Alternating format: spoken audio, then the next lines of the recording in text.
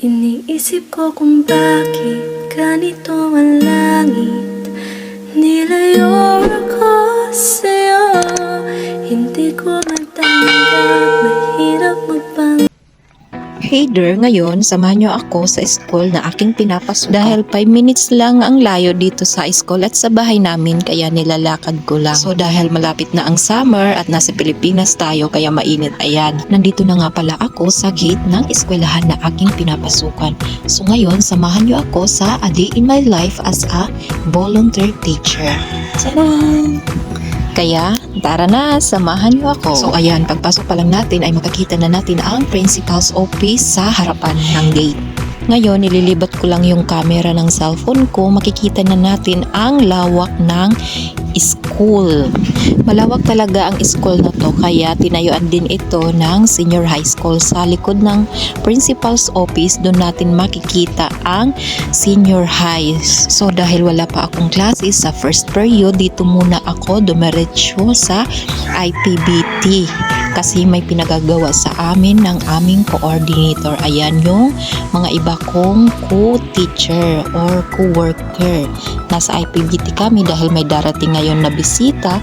So kami yung pinag-design ng room na ito. Actually, hindi lang naman kami yung gumawa. May mga teacher and student din na tumulong sa amin. Dahil may inassign sa akin na klase, ako muna yung pinag-observe ng coordinator namin sa isang student teacher. Isa siya sa mga student teacher na magaling na nakilala ko at nakakaganda din dahil nagpa-participate at nakikikooperate ang buong klase. So, tamang observe lang sa gilid habang inaalala nung panahon na isa akong student teacher, nakakapagod yun pero worth it naman. O diba, nasa group activity na tayo.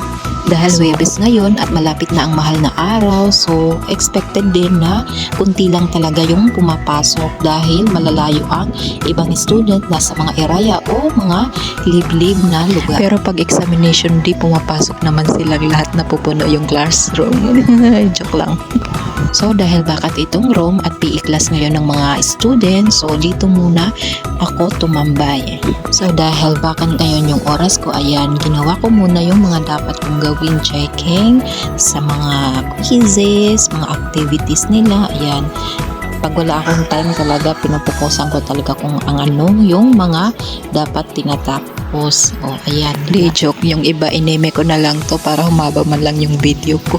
So ngayon, nasa third and last period ko ng klase. O diba, mas madami sila kahit third period or last period na sila. Siguro dito mag-end sila ng 10:45, diba? Siya pa rin yung student teacher ko. Mga student talaga nakikinig pag maganda yung teacher. Alam kasi nilang nasa likod ako kaya behave lang sila. Pero anyway, favorite classes ko din to sila. Kasi kahit last period na, nandun pa rin sila. Minsan kumpleto pa yan, di ba? Sobrang nakakagutom na kasi pag ganitong oras, 11:45 na matatapos. So, ayun muna for today. Maraming salamat sa panonood. Bye-bye!